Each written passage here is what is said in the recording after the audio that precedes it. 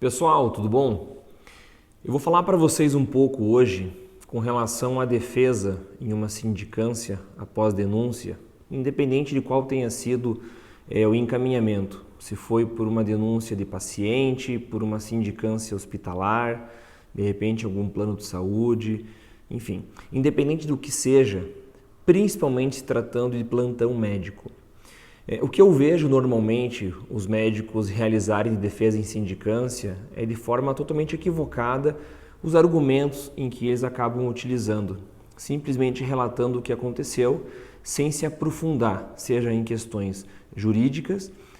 ou até mesmo em documentos médicos. Simplesmente se atenta ao que ele anotou em prontuário, mas deixa de observar questões importantíssimas. Então, o que eu recomendo sempre em uma defesa de sindicância quando se tratar, por exemplo, de denúncia oriunda de plantão médico prestado, servido, claro, no sentido de dano a paciente, não no sentido de abandono, atraso ou desrespeito com o colega médico, enfim, no sentido de atendimento a paciente. É preciso entender juridicamente e colocar, na verdade, a defesa pensando de trás para frente, como se fosse já elaborar um recurso para o Conselho Federal de Medicina.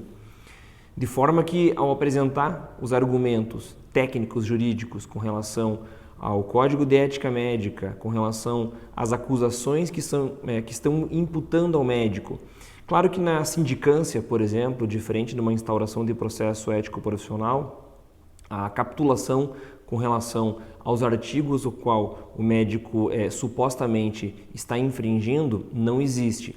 Aí vale um pouco mais do conhecimento jurídico com relação àquilo tudo que pode ser elaborado, pensando de forma prévia, de trás para frente, já no sentido, não elaborando um recurso de fato, mas utilizando as teses jurídicas que você utilizaria em um recurso no Conselho Federal de Medicina.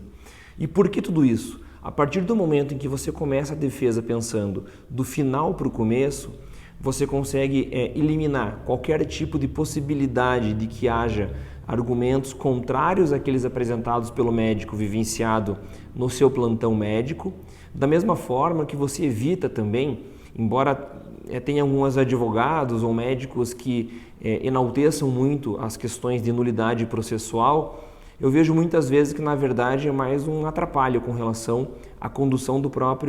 própria sindicância mesmo, ou também com relação ao processo ético profissional. Eu sempre indico um médico,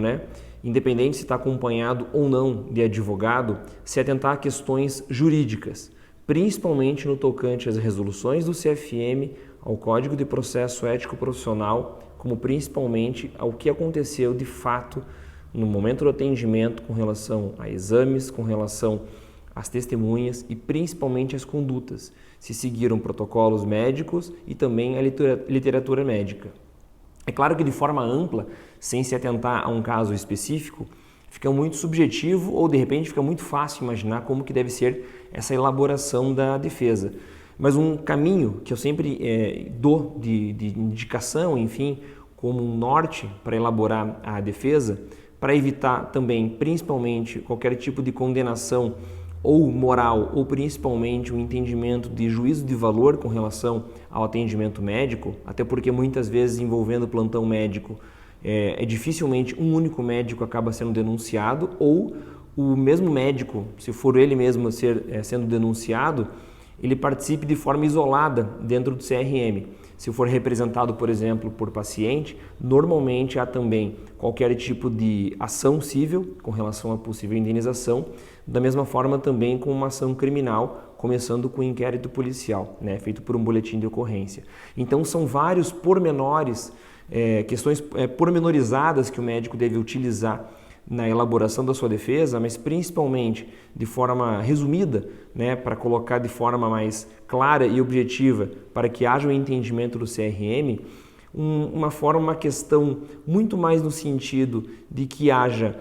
questões processuais, principalmente envolvendo o atendimento médico, com relação à sua defesa, para demonstrar que houve boa-fé, de que houve cuidado